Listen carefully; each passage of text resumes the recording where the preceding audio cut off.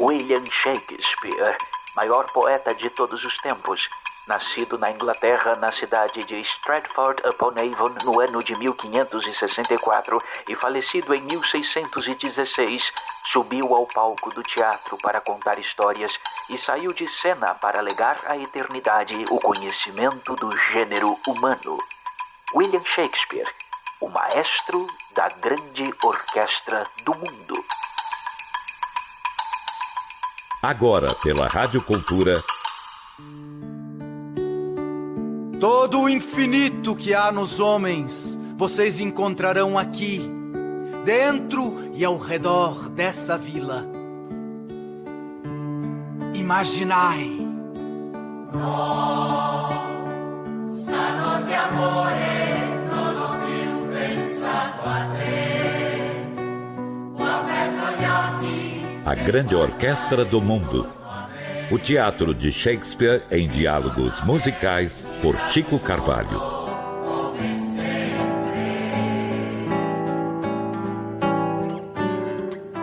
Shakespeare é um contumaz passador de rasteiras.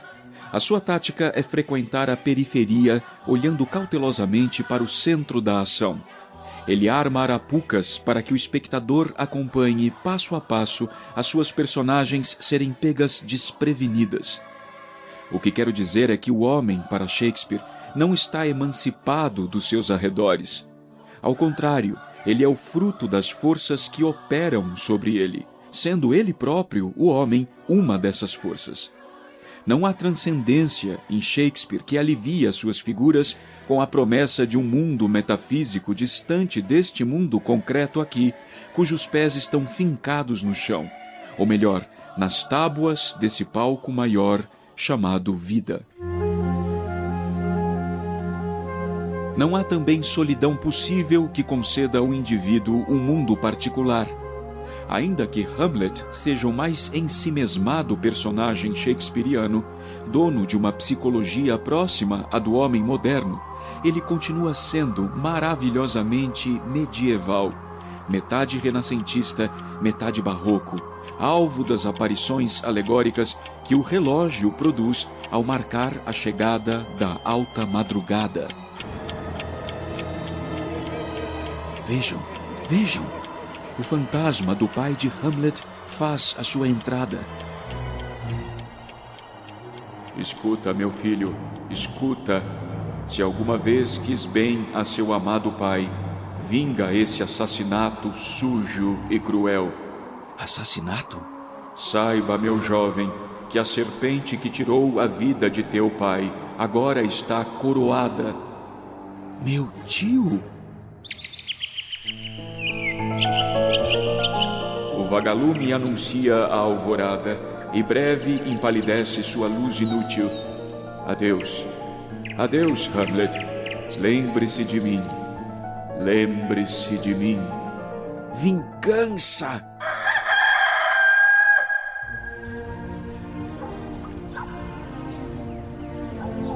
Estão vendo como é fácil mandar o fantasma do pai de Hamlet embora? Basta mudar o clima, trazer de volta os raios do sol que fazem evaporar toda e qualquer alma penada. Shakespeare é um maestro de sinfonias, e ao reger o seu conjunto sinfônico, ele joga luz nos instrumentos particulares. O movimento é sempre esse, do todo para o particular. Os grandes solilóquios shakespearianos não são solos tocados na solidão íntima de um músico entregue ao seu universo particular. São diálogos populosos, em conexão direta com a plateia, com a orquestra, com o cenário da ação, com a melodia que ressoa entre os corpos envolvidos na experiência teatral, ainda que o que se possa escutar seja tão somente o mais espectral silêncio.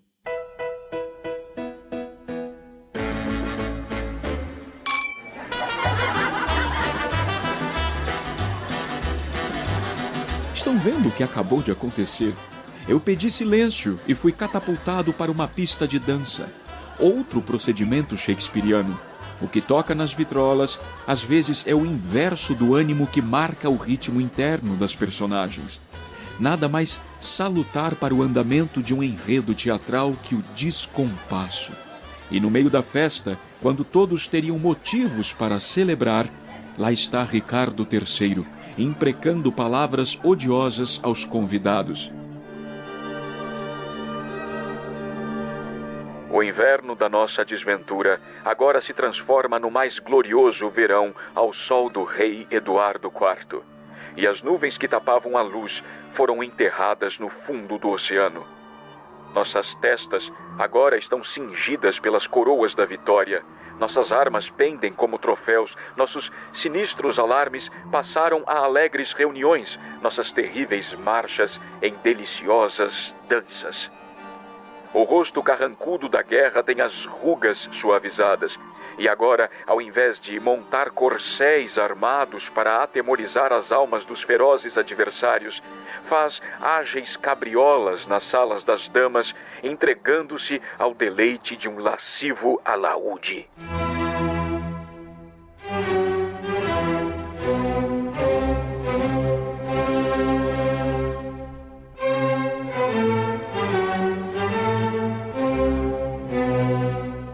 Esse é Ricardo III na sua primeiríssima aparição.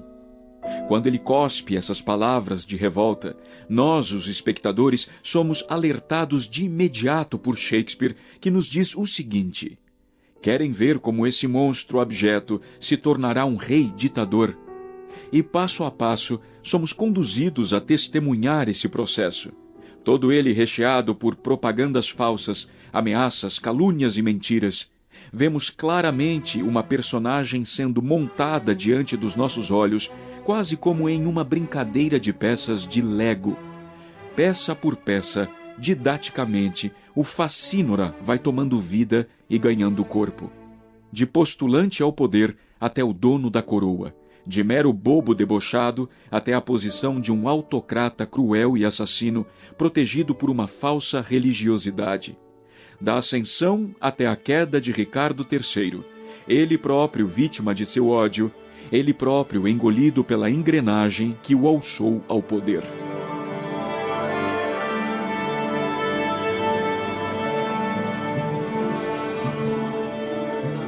Sabem aqueles protocolos todos que toda orquestra sinfônica executa antes do início do concerto? A plateia vai aos poucos crescendo, as pessoas ocupando suas poltronas e cadeiras.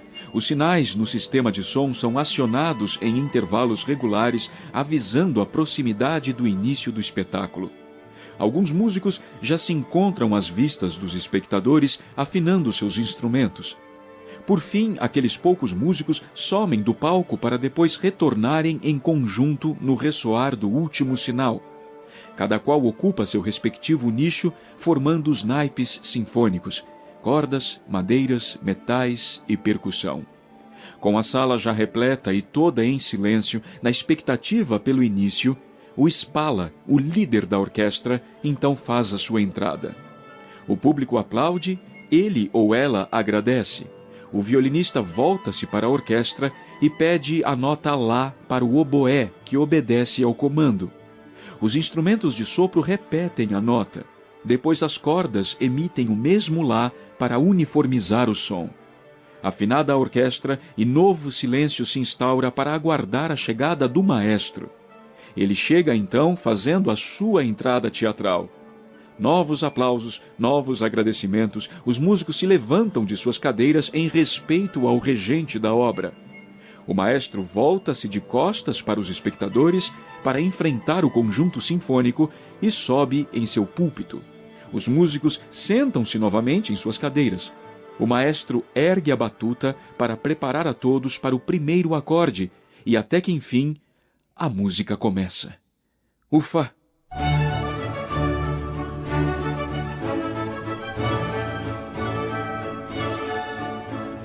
É um pouco isso que Shakespeare faz com suas peças. Ele mostra os protocolos todos para que ninguém se engane de que ali estão atores prestes a tocarem uma fábula teatral. E é dentro da própria fábula teatral, dentro da própria história sendo contada, que a música de Shakespeare vai se organizando para, em determinado instante, aparecer com força, com os espectadores já conscientes de todo o seu processo de funcionamento. E isso não impede ninguém de aproveitar a música, muito pelo contrário. A falta de segredo ao explicitar esses protocolos todos só amplia a teatralidade. Shakespeare é completamente anti-ilusionista. Ele não nos engana pela ilusão de realidade.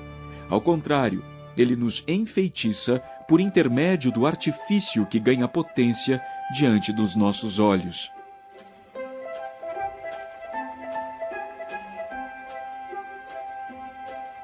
Tudo é engrenagem em Shakespeare, e é pelo funcionamento deste mecanismo do qual o homem faz parte e age como se pudesse triunfar sobre suas forças que é possível desmascarar a tirania, expor as fragilidades e teimosias que regem nossas paixões.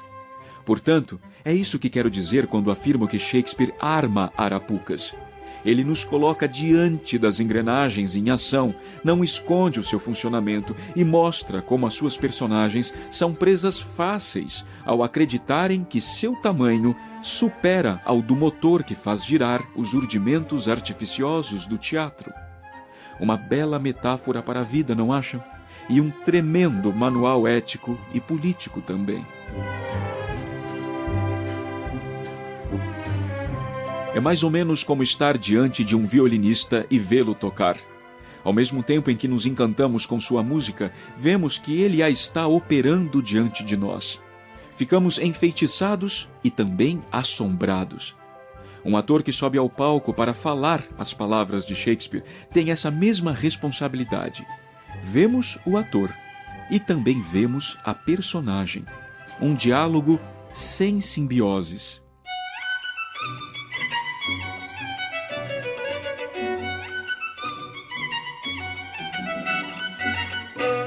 E já que os tiranos estão em moda neste nosso tempo, permitam-me ser bastante pedagógico e iluminar não exatamente a figura humana, mas o movimento das roldanas periféricas que a faz mudar de ideia, que a faz tropeçar, que a faz se contradizer unicamente na esperança de continuar protagonista, de não largar o osso do poder, de prevalecer sobre a ignorância alheia em benefício de seus proveitos íntimos. Em suma, o homem, assim como todo ator, é um maravilhoso e deslumbrante mentiroso. E para a sorte nossa, é possível recorrer a Shakespeare para sermos inoculados com essa vacina da desconfiança, que nos permite separar quando a mentira é inofensiva e quando ela é perigosa.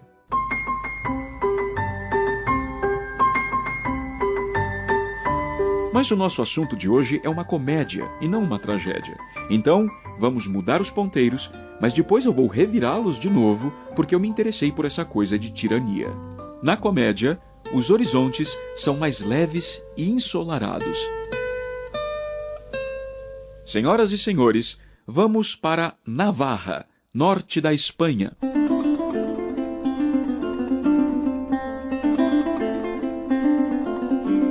Era uma vez um rei chamado Fernando que governava a região de Navarra. O tempo preciso destes fatos narrados é desconhecido, mas pouco importa. O que interessa saber é que a Navarra de nossa história, os prazeres da vida não conheciam impedimentos. E como tudo o que é bom só é eterno enquanto dura, a festa acabou mesmo, ao menos por decreto e por decisão autocrata promulgada pela voz do próprio rei Fernando de Navarra.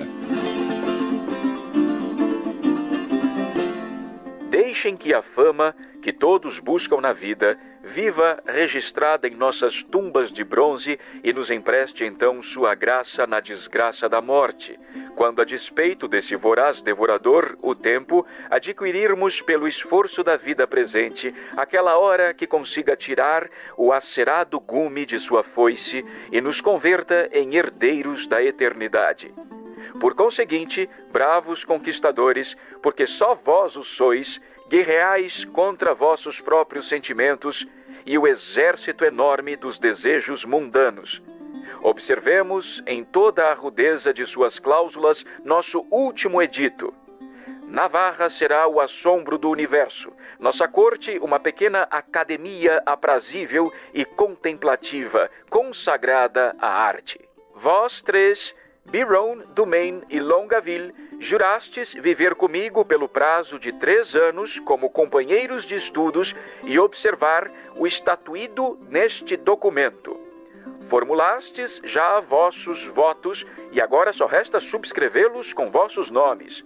Quem violar o menor artigo da Convenção, veja sua honra marcada pela própria mão.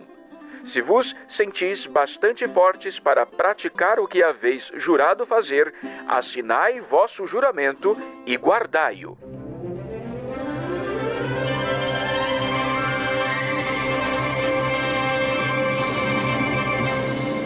Trabalhos de amor perdidos e suas personagens principais.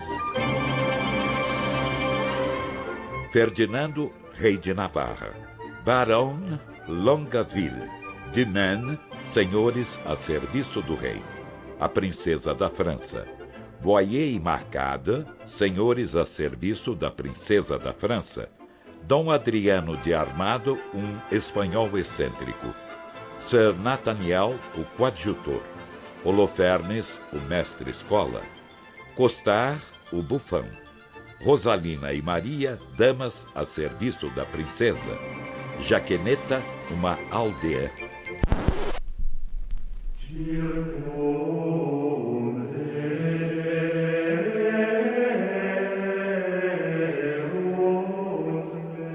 O rei de Navarra e os fidalgos de sua corte, no lugar de seguirem a regra geral das frivolidades habituais, decidiram transformar a Navarra em uma pequena academia de saber. Confetes, serpentinas, beijos e amassos, enfim, o fuzuê de sempre, aquela baderna que fazia menino vestir rosa e menina azul, tudo isso foi colocado em xeque em virtude da ética e dos bons costumes que passava então a reinar. Ainda que por debaixo do figurino, o samba continuasse a correr livre, leve e solto, é claro. O decreto duraria por 3 anos. Durante esse período, deveriam viver sob o regime da severidade, fazendo parte da nova vida um rigoroso regime na alimentação e horários estipulados para ir deitar-se e levantar antes mesmo do galo cantar. E o mais importante, nada de companhias femininas. O único passatempo permitido era ouvir, ao cair da noite, as histórias narradas pelo imaginoso Costard, o bufão da corte, assessorado pelo fantasmagórico Dom Adriano de Armado, o responsável pelos efeitos sonoros das fábulas.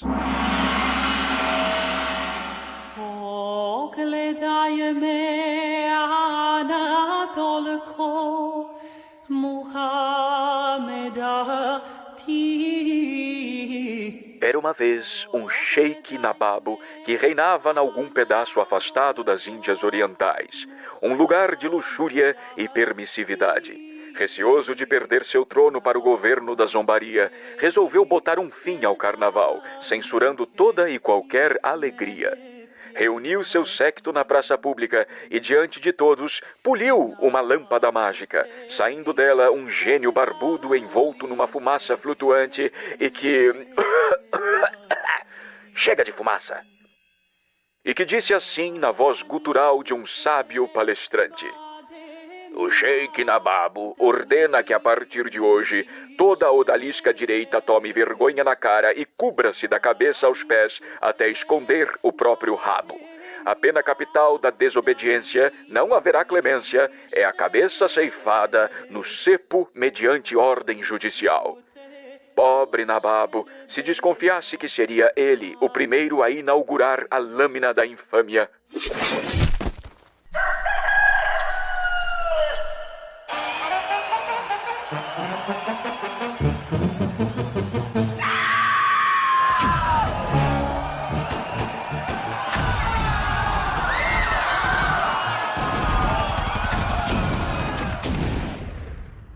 Voltando à Navarra, o fidalgo de nome Biron assinou a declaração da nova forma de se comportar, mas disse que seus 2 colegas, Dumaine e Longueville, não saberiam respeitar o recato e derrapariam logo na primeira curva.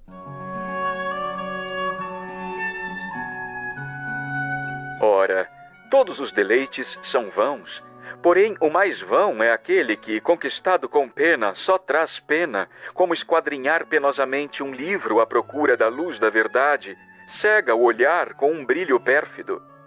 A luz que procura a luz faz luzir a ilusão da luz. Assim, antes que acheis a luz no seio das trevas, vossa luz se tornará escura pela perda de vossos olhos.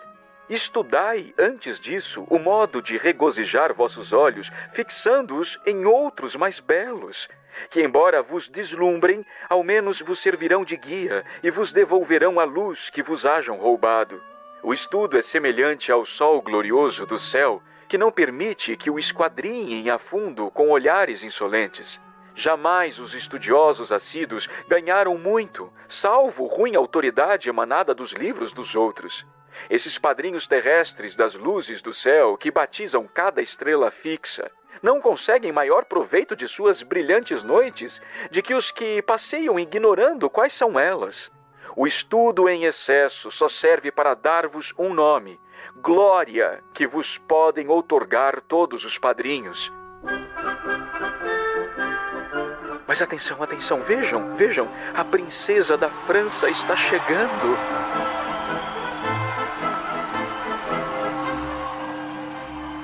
A princesa chega em missão diplomática. Deseja reaver um território que está em posse do rei de Navarra. Mas o rei retruca dizendo que a França deve impostos atrasados sobre o pedaço de terra em questão. Só depois de quitada a dívida é que a devolução seria firmada. A princesa insiste que a soma foi paga pelo seu pai. O rei deseja provas e a princesa manda Boyer, seu velho camareiro, buscar os papéis, confirmando a transação. Traga as provas e estarei pronto a aceitar todas as razões admissíveis. Entretanto, recebei nossa hospitalidade, que, sem faltar com minha honra, posso oferecer a vosso digno mérito. Não vos é permitido, bela princesa, franquear minhas portas, mas sereis recebida aqui, nestas tendas e longe do meu palácio real, como se alojasseis em meu coração, embora vos seja negada a doce hospitalidade de minha casa. Que vossa indulgência me desculpe e adeus. Em meio a estas farpas de duas figuras eminentes, não é preciso dizer que a fagulha do amor vai acender bem no centro do coração do rei. Justamente aquele que decretara o edito proibindo qualquer tipo de proximidade física com as mulheres. Os fidalgos do rei, Dumaine, Longueville e Biron, vejam só, também ficaram interessados em rever as agradáveis damas de companhia da princesa, Rosalinda, Maria e Catarina. E parece que até mesmo o fantasmagórico Dom Adriano de Armado está amando em segredo e ama a mesma mulher que o bufão Costard também ama. Trata-se da aldeã Jaqueneta. Vamos ouvi-lo. Je soy un espanhol desgraciado. Se a amo, serei perjuro, o que é uma grande prova de falsidade. E como pode ser leal o amor quando suas origens são falsas? O amor é um espírito familiar, o amor é um demônio, o único anjo meu é o amor. Entretanto, Sansão foi tentado e possuía prodigiosa força. Salomão foi também seduzido e desfrutava grande sabedoria. A flecha de Cupido é muito dura para a massa de Hércules e, portanto, muito desigual para o florete de um espanhol como eu. A primeira e segunda regras não me servirão de nada. Não respeita o passado, não entendes das leis do duelo. Sua desgraça é ser chamado de criança, mas sua glória é vencer os homens. Ah, adiós, valor. Enferruja, florete, silencia, tambor. Vosso dono está apaixonado, está amando, sim, ama. Inspire-me, de repente, algum deus da rima, porque não há dúvida de que me converteram em fabricante de sonetos. Ah, cria, imaginação cria, escreve, pena. Vou produzir volumes inteiros.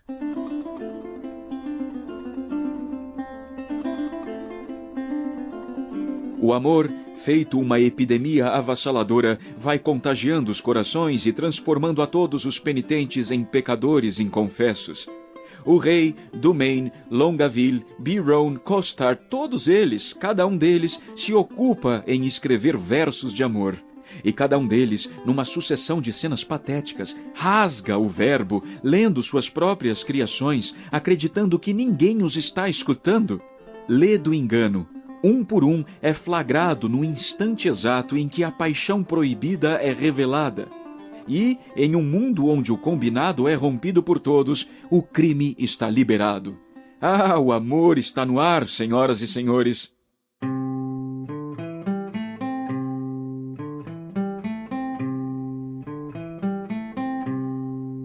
I've got sunshine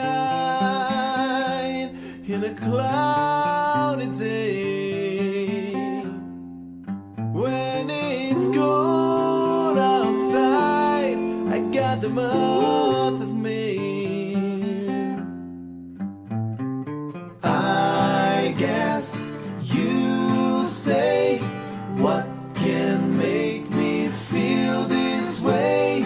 My girl, my girl, my girl, talking about my girl, my girl. I've got so much honey, the bees have me. I've got a sweeter song than the birds in the trees. I guess you say, what can make me feel this way? My girl, my girl, my girl, talk about my girl, my girl.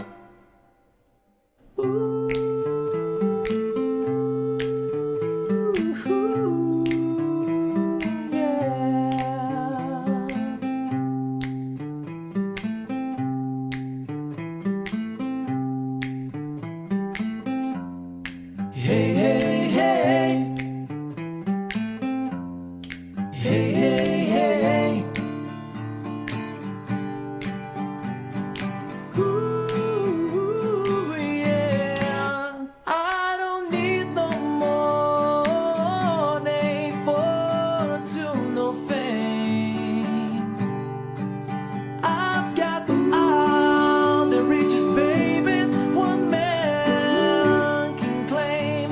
Oh, yes, I do.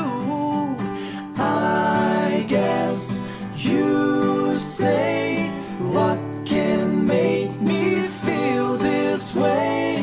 My girl, my girl, my girl, talk about my girl, my girl, talk about my girl, my girl. I've got sunshine on a cloudy day.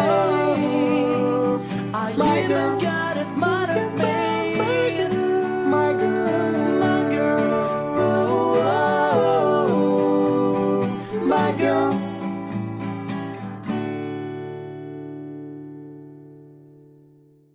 A grande orquestra do mundo. A palavra de Shakespeare em diálogos sonoros e musicais. Vamos para um breve intervalo e já voltamos.